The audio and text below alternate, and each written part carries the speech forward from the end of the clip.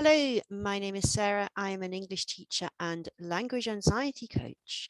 And in this video, I want to explore a little bit more the challenges of being a teacher and a coach, and how those two different ways of working with people have an impact on how I teach a conversation class. So recently I was working with one of my students who is probably about C1 level now. And we wanted to practice some authentic conversation. Now, this is something that learners really often want to do, to really practice conversation. But I'm going to suggest to you that it's quite difficult to do this with a teacher. Okay, when you are in a lesson with your teacher, whether that's online or in person, no matter how lovely and friendly your teacher actually is, there is almost inevitably going to be a power difference, a status difference between you as the student and your teacher. Okay, now there's not much you can do about that. Your teacher is your teacher and you are the student, and that's kind of the relationship. Now, obviously, that doesn't mean that you can't talk about things with your teacher. Hopefully, you've got a great teacher who listens to you and supports you. But it's very, very different talking with your teacher to, for example, talking with an English speaking friend or an English speaking colleague, okay? Because we've got this power difference, this status difference that you don't have with a friend. Now, this then gives us a bit of a challenge, right? Because my student wanted to practice a real conversation. That was our aim of the lesson, was authentic conversation. And I can't remember the topic now.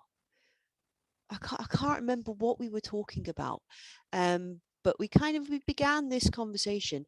And what happened the first time we did it was that my student talked and talked and talked and talked and talked.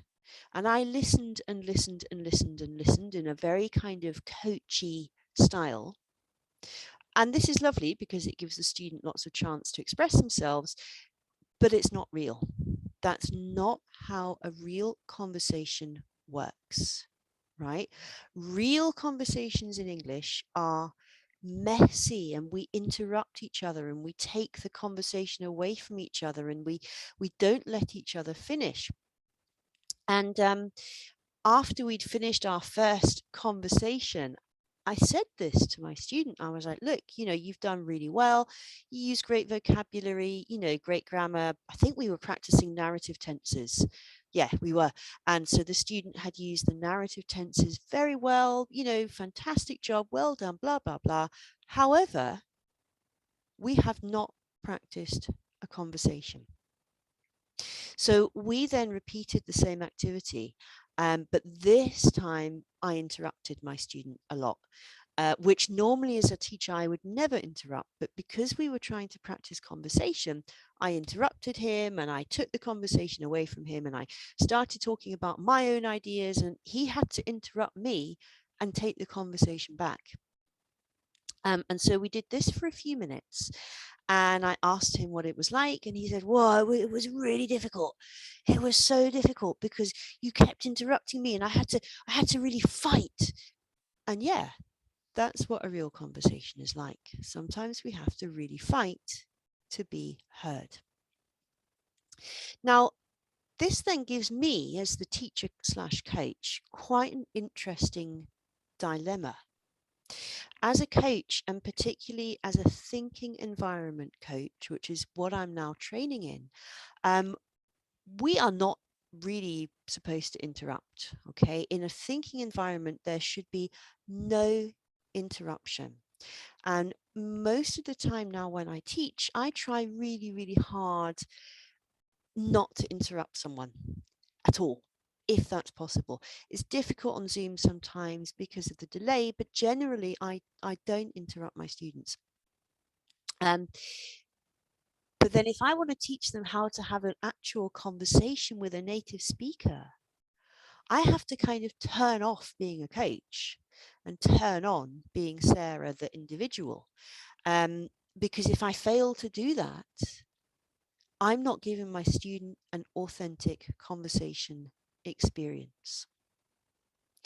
And I think this is something perhaps that students also need to be considering. So conversation classes are extremely popular, right? All over the internet, all over italki, Verbling, whatever. There are teachers who do conversation classes. And there's nothing wrong with this at all. I think conversation classes are great. But what I do think is that we need to be really clear about what is a conversation. Because if you go to your conversation class, and I have had students who do this, and you talk at your teacher for 60 minutes and your teacher says nothing, that is not a conversation. That is a monologue. Okay, and you might feel, well, this is great because I'm getting loads of English practice and I'm using all this new vocabulary. Fine, fantastic. But it's not a conversation, because if you did that outside of your English lesson, no one would listen to you. No one is going to listen to you talk for an hour.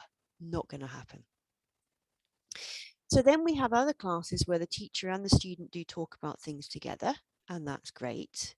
And if you're having that kind of class, that's wonderful. I would invite you to really pay a little bit of attention to who speaks the most.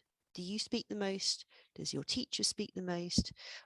What kind of responses do you get from your teacher when you express an opinion or an idea?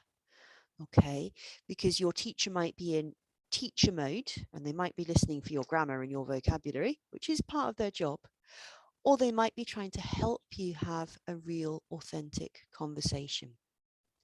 So when we have a real authentic conversation, like I said, we interrupt and we take control of the conversation.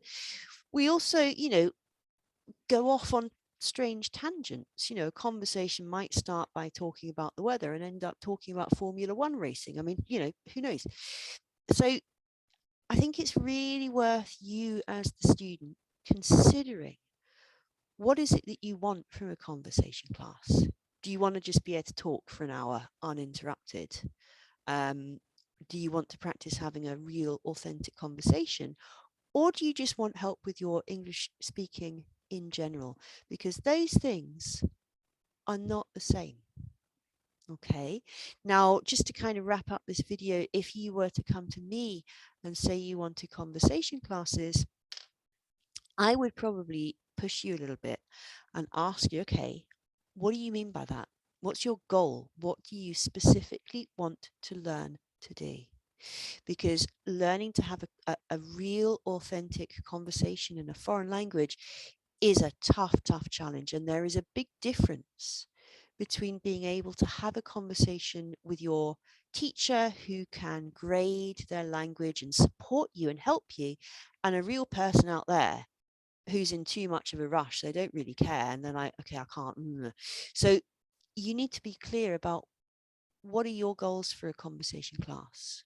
What do you want to get from it?